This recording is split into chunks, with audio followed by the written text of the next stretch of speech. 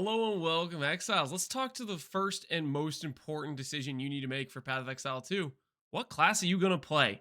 And the most important part of picking a class is the Ascendancies. That's where the real identity, the meat and potatoes, comes from in PoE. It's what Ascendancy do you go from based on the class you choose. Now, there is a list of all the Ascendancies and the nodes they showcased. I want to say right out the gate, we haven't seen half the nodes on every single Ascendancy they showcased. They only showcased 3 to 5 nodes per Ascendancy, and each Ascendancy had anywhere from 8 to like 10 Ascendancy points. So we're missing a bigger picture of what could be some really heavy hitter passive points that are just make the class above and beyond good. But my first initial take on the Ascendancies is going to be based on the information we know here. Now, looking at the monk, the Acolyte of Chayula first, I have to say, I gotta be honest, I think this is going to be bait. Now, I'm going to be making a lot of speculation about a lot of these Ascendancies. You can tell me why I'm wrong in the comments below or why you think I am just out of my mind. But when it comes to these classes, I'm just going to give my first thoughts initially looking at this stuff. And I think this one's going to be bait. And I'll tell you why. Number one is if you're looking down at these two Ascendancy points here, Embrace of Darkness and the Grasp of the Void, these two Ascendancy points specifically, number one is you give up your spirit in order to get darkness in exchange. I think initially this is just a bad trade. Spirit, from what I can tell, based on the reservation auras we've seen so far, seems like a pretty useful resource. And in PoE 1, auras are very, very strong. So initially, the first part of this is you give up a big upside and you trade it for darkness, which is essentially a layer of defense, we'll call it, where you get to absorb a certain amount of damage.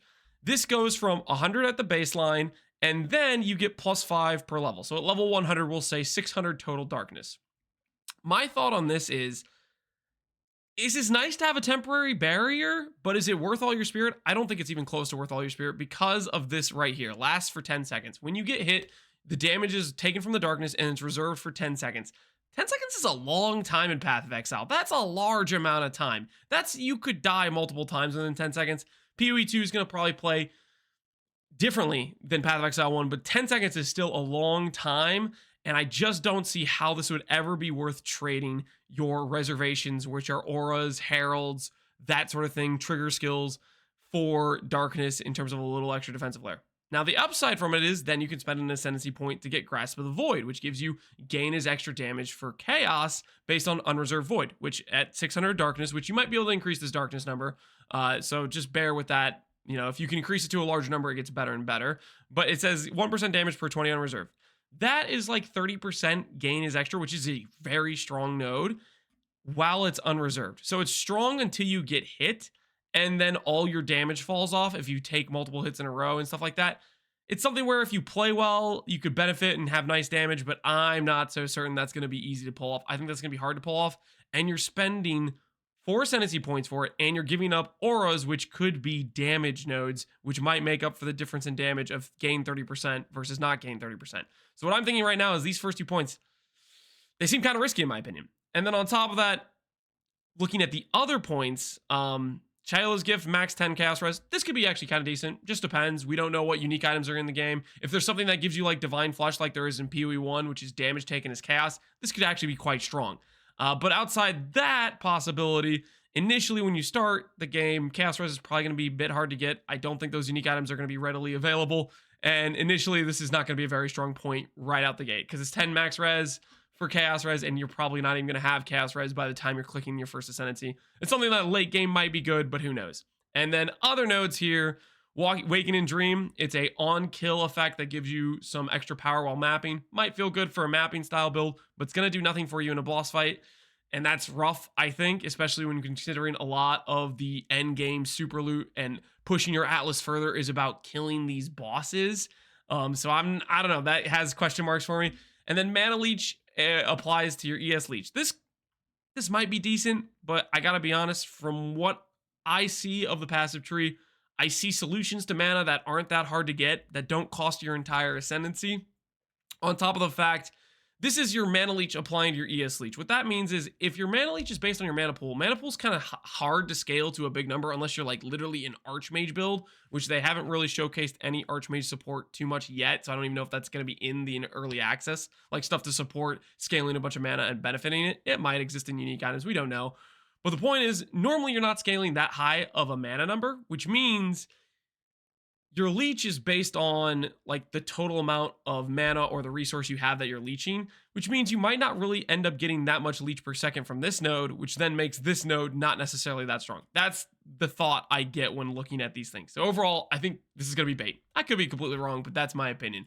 Next up, we have the Blood Mage. I love this sort of archetype of stack big life, get damage, cast spells, use thaumaturgy type magic. It sounds cool. It's thematically cool, but I gotta be honest, I would think it'd be a big risk to start this class. And the main reason is your first ascendancy point, the first point you have to pick, is kind of just a downside.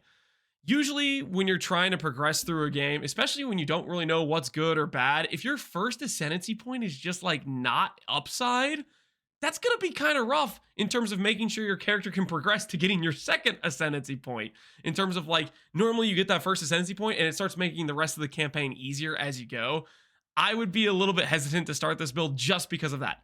The other reason is a lot of these points I see are gear dependent. For example, Gore Spike, this is going to greatly depend how good your gear is. If your gear is good, then this will probably be a very strong node. But initially, on a fresh league start, no one knows what they're doing. Your gear's probably not going to be that great. So even this node is going to be a bit weak early on, I would think, until you start getting more life on your gear. I think afterwards, you know, more gear progressed as a second character, this node probably could hard carry.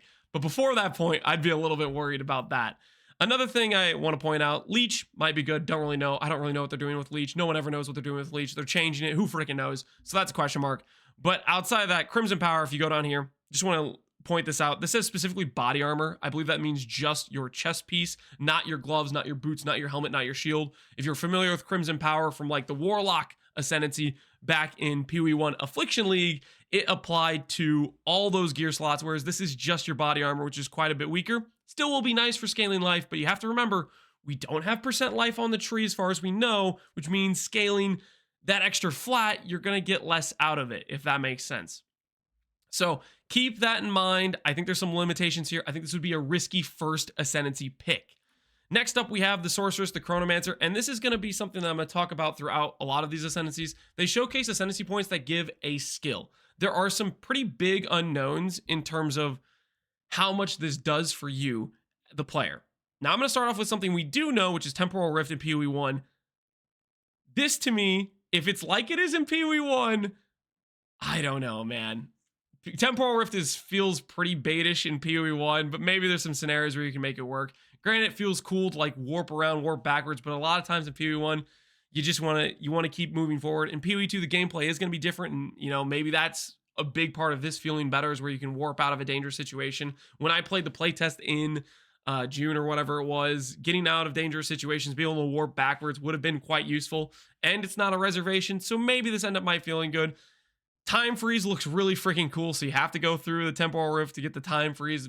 That just seems freaking neat, pausing all the enemies around you and getting to get free hits. That seems like a strong power just in terms of free damage when you aren't going to be receiving damage or get out of dangerous situations. So I don't really know, but it looks cool, and I freaking love the artwork of this. I am so curious about what these other Ascendancy points. It's one of those things where it's like, I'd be curious about this. Maybe I know the other Sorcerer Ascendancy looks good. I can have that as a safe plan, but when I check the Ascendancies, when I see the two options show up, you can look through all these other points and then make your decision more educated from there. And then Time Snap, resetting cooldowns, that seems pretty strong. I wonder how often we'll get that, but that could be quite powerful, especially with a lot of cooldown-based abilities, which are really powerful. For example, this is something you might not think, but they showcased the Hammer of the Gods skill, which had like some 20-second cooldown, but hit like 20 times harder than all your other abilities.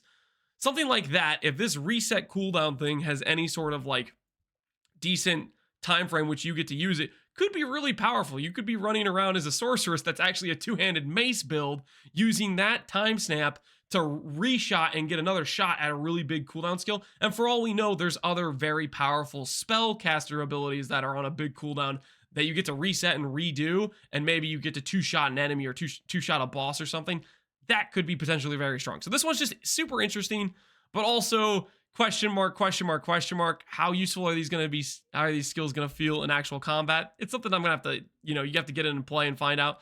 This one just seems really interesting to me, but I don't know if I'd be risky or ballsy enough to try it on a start of the early access. Up next, Ranger Deadeye. Extra proj, probably going to be quite strong with some abilities. There's probably going to be some abuse case where that extra proj becomes quite powerful. Outside of that, Tailwind, move faster, accuracy, penalty at distance. I don't think accuracy is that hard to solve, but maybe it's harder in PoE 2. I don't know. This node I think is probably going to be weak. This node is probably going to be decently strong or worth getting. Gathering wins during the showcase of when they showed this. You did seem like you were moving quite fast with this, and it's probably going to be an ability for a lot of meta speed mappers. If that ends up becoming a thing in PoE 2, which I think it will, abilities that give you movement speed are going to be quite king, and this gives you movement speed. We don't know how much it stacks up to, but in the showcase, the character seemed quite a bit faster than all the other characters we've seen when we've looked at the showcases they've done. So this node might be pretty meta, especially considering bows really can achieve, screen-wide shootout, hit enemies. I think it's going to be a speed clear thing. We'll see how it turns out if the bows have enough punch behind them to start one-shotting a lot of like normal mobs and stuff. After this, we have the Witch Infernalist. This is the class I'm probably most excited about maybe risking starting. And I think it's a risk for me because most likely a lot of these Ascendancy points down here might just be minion nodes, considering that it does have Raging Spirits in the art here. And for example, this Loyal Hellhound is a minion thing. The Witch class was the class they showcased as being a minion class, and the Blood Mage, all those nodes have nothing to do with minions. So this node has a thing to do with minions, which means if I want to play this and I want to be like a self-caster, I don't like minion builds that much per se. It is a bit of a risk there, but I'll point this out. Loyal Hellhound looks exactly like Sentinel of Radiance in PoE 1, and it's a very strong skill. It might not be as strong in terms of like full clearing enemies around it in a big radius, but as an extra minion that's kind of beefed up and juicy and gives you 20% DR, I don't think you can really go wrong with this node, especially if it's a 2-point. That's a very strong early 2-point in my opinion. Same thing with Demonic Possession. This gives me a Berserker vibe. In PoE 1, Berserker has a node that gives 40% more damage, but makes you take increased damage. When they were talking about it, they were saying you start gaining speed and damage over time, but you start taking increased damage over time as well. Kind of like high risk, high reward. I think it could be fun. When I was looking at the gameplay, it looked like the demon form was quite a bit faster mobility-wise. So I would be really tempted to play this Ascendancy literally just for this right now, because transformations, they just seem really cool to me. Outside of that, Pyromantic Pact, this is an initial point. It will solve your mana, but then it makes you take a lot of self-damage. I think this is going to be hard to pull off early in terms of sustaining the self-damage, but for all we know, there might be a good amount of damage recoup on the tree. There might be things where you can use it to proc cast some damage setups. There might be some interactions like that where this ends up being quite powerful in terms of making other things happen. In PoE 1, there's a lot of instances where you can use self-damage to your advantage significantly, and this might fall under that category while solving your mana. I think this has probably some potential and looks pretty cool. And the node after it, Bringer of Flame, it's hard to quantify what this means because there's no like numbers next to it, but I'm sure after playtesting we can kind of figure out what this actually means in terms of how much it affects your like ignite damage. But it could be just the play. If you want to make an ignite build, this might just be the strongest node to go for. It's the first Ascendancy we've seen that has anything to do with like fire magic thematically. So my guess is it's probably going to be a good pick if you want to play an ignite style build that you might need to go for this node. So this I'm excited about. It's probably the Ascendancy I'm going to play on launch unless we get more teaser information about other Ascendancy nodes, but we'll see. Next up, the Monk Invoker. This thing gives me Warden vibes. If you played Warden in PoE 1, Unbound Avatar, big damage boost whenever you click it after stacking up a bunch of elemental ailments on enemies. You're just going to be a whirlwind of elemental damage, and they have other nodes to support that. This seems like it probably could be just generically good. It's a big, I don't know, depends on other nodes, but if you want to play melee, elemental, a lot of the skills they showcased with Monk looked really cool. My big caveat is I kind of wonder if Monk's going to be squishy. And then they have Meditate, a node that doubles your ES, but you have to channel it. it depends. How fast is that skill? Can you get cast speed that, like, can you support it with faster casting and then cast the meditate real quick and then boom, you're up to double ES? This might just be broken if it's something you can start using in the middle of boss fights in terms of like certain mechanics and just boost your EHP up a bunch. So I think there's strong possibility for this to just be broken if you can make the cast speed or cast time of this meditate skill quicker and it doesn't have too long of a cooldown, but we don't really know what that looks like. We'll see it when it comes to launch, but there's potential for this class. I will say this thing, this is the first example of a trigger elemental skill on hit. We have another one of those examples on the other sorceress class that we'll get to soon. This thing I have some questions about. Number one is, does it scale with your character level? I would imagine it did. And number two is, from what the information I heard when I was like watching the content reveal and stuff, and the question Ziggy D asked was basically, are these skills supportable? And as far as I know, it sounded like you can support these skills. One of the things about skills being locked into an Ascendancy like Sentinel of Radiance and PoE 1 is you couldn't add support gems to really like invest into that skill to make it do good damage. But it sounds like that is going to be not the case of PoE 2, where you can actually put supports on it and you might be able to make these sorts of things, these trigger skills that are linked to these Ascendancies, actually quite strong. So that's one of those things where it's like, that could be pretty cool. If you've ever played cast and crit builds, they're a lot of fun in terms of a lot of cool effects going on, and becoming the elemental staff wielding monk that's just a whirlwind of blizzards and thunder.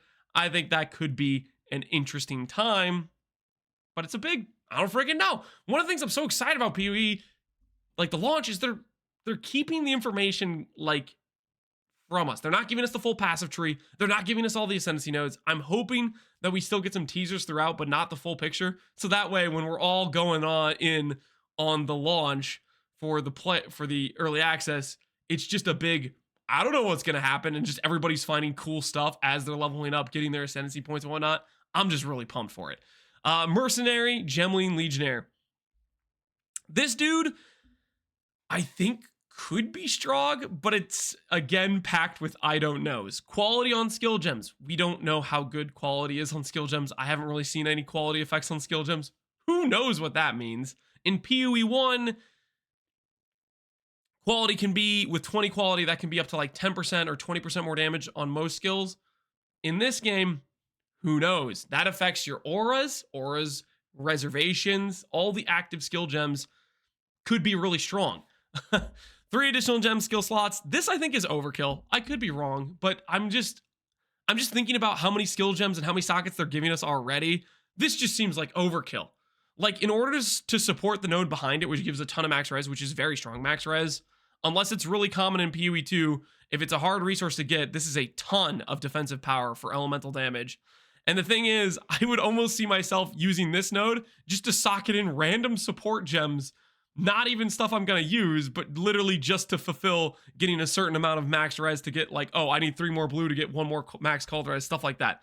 Another thing I want to note is keep note that the blue relates to cold res now and green relates to lightning. This is a bit of a weird switch, or not, I don't know about a weird switch, but in PoE 1, a lot of blue stuff relates to cold, red stuff relates to fire, green stuff relates to lightning, and it seems like they're keeping that thematics there, which I kind of like that system. So there's probably gonna be more stuff like this where certain colors represent or are related to certain elements a lot of the time. And then, yeah, attribute requirements being fulfilled by your gems. This, at first, I thought, I literally read this as attribute requirements satisfied by highest attribute, and I skipped over the gem part, and I just thought to myself, Giant's Bane or Giant's Hand, or what is the, I need a freaking I don't know what it's called. But anyways, there's a keystone that lets you wield two dual wields, but yeah, that wouldn't satisfy the 2-hand requirements, but I would imagine that keystone with some interesting skill setups could be nice. But this thing overall, it just allows you to have a lot of different variants in your support gems, is what I think it does, in terms of the fact you can invest into a lot of strength, maybe go 2-handed, and then have still a lot of different colors of gems. This is something that might be necessary in order to fulfill this node here. I don't know.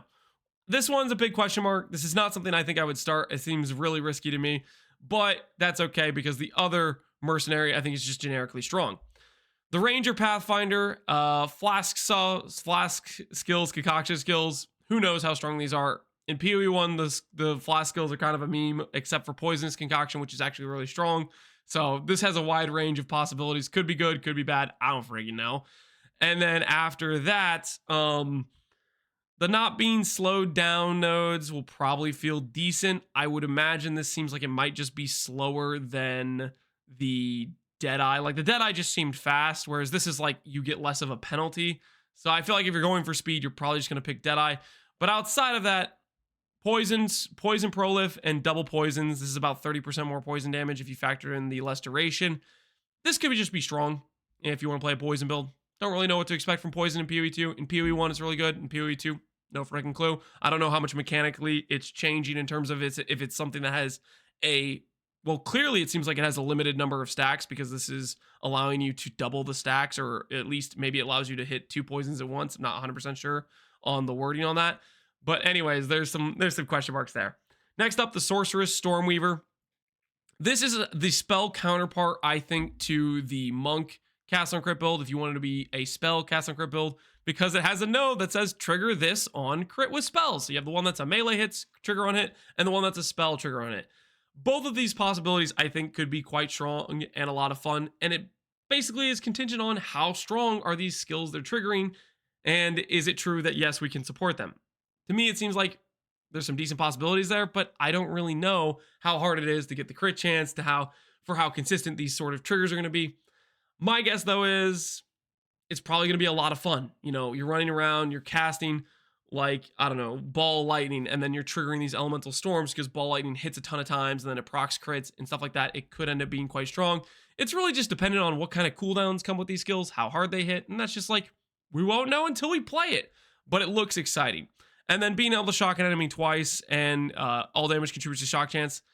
This is I don't know. I don't know what they're doing to shock. In PoE 1, shock can make enemies take 50% increased damage. In PoE 2, I don't know. There's been a lot of different patches they've had and a lot of different showcases. And it's one of those things where until we get in the game and we go click on the tooltip for shock, we're not going to know 100% what that looks like or how hard it is to inflict a good shock on a boss. But if it's like PoE 1 where it's a 50% damage increase, this is a very, very strong node if you can proc those shocks effectively, depending on how good your character is. It's one of those nodes where if your character's good and you already hit hard and you already shock an enemy good, then maybe this is really good because you can shock them twice and you can do it. Or if you don't hit the enemy very hard and you're not proccing the shock very consistently, then it's you click the node and it doesn't do much for you because you're not really getting that shock on there. I don't really know. I don't really know how they're changing ailments 100%. And that's just what it is. Warrior Titan. This just seems like the go-to play if you want to be a slam character. It has the chance to proc extra aftershocks, which is just extra damage. Crushing blows, allowing you to stun lock bosses. Stun in the playtest seemed very strong to get advantage of being able to deal extra damage to bosses while they're not moving or doing attacks that you have to dodge. And then just an outright big damage multiplier when you stun the enemy. Just seems like it probably is pretty strong. You stun lock the boss and then you start hitting the boss harder. Probably going to feel pretty girthy while going through the maps, just stunning most of your enemies. And then when you get to bosses, being able to stun lock bosses, I think is going to be quite strong. If you're looking for two-hand, girthy, meaty mace gameplay, I think this is probably the go-to answer, at least based on these early nodes of what we're seeing. After that, the Warrior Warbringer. The War Cry explodes corpses. This will feel good in like maps. Like say you kill like 10 normal monsters around a rare, and then you can proc this. Maybe you can one-shot the rare by blowing up the corpses. That seems like it could be good for helping your clear. Not going to be do much in boss fights unless the boss spawns a bunch of monsters. Or if there's a Desecrate skill where you can spawn corpses. For all we know, this might be DD for Path of Exile 2, where you proc Desecrate, and then you go Warcry, proc Desecrate, Warcry. That might be a build in PoE 2 with this thing. We don't really know. And then ignore Warcry cooldowns. That will just support this if that is a build, which could be an interesting build in and of itself. But as for the relation to the other things, I'm not too sure because I don't know exactly all the Warcry benefits. Like in PoE 1, there's a lot of multipliers that come with it. I think they're going to still have that benefit where there's going to be certain cries. Like maybe there's a seismic cry in PoE 2 where you get AoE or you get a damage multiplier for your next hits. Could be strong. We'll see how that turns out. And then on top of that, I believe what we're seeing is the Ascendancy for the Totem Enjoyer. If you want to do melee totems and you want to go for the Ancestral Bond Keystone that was showcased, that is like you reserve 50 spirit per totem.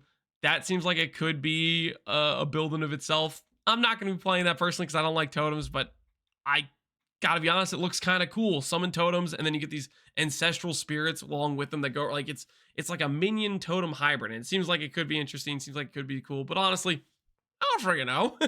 We have to friggin' play it to actually get an idea. And that's what I'm gonna be saying for all these things. A lot of these things. I have my opinions about what I think is gonna be strong. Like personally, I could see this character being strong based on a lot of these nodes we see here. Seem like there's generic benefits that work out.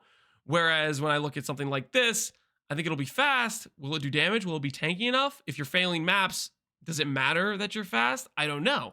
But yeah. Anyways, Totem guy, if you want to play totem builds, I think this is probably going to be the way to go. Maybe. Don't know how far away Ancestral Bond is from the Marauder start on the tree. You could probably scan through the clips of where they show the trees, but we'll see what that looks like. And then last but not least, Mercenary. This Ascendancy just seems generically strong to me. The Judge, Jury, and Execution node, it says first chunk enemies, but when they showcased it, Jonathan specifically said up to 30%. So this is probably a situation where it ranges from like 10 to 30% of the boss's initial HP pool.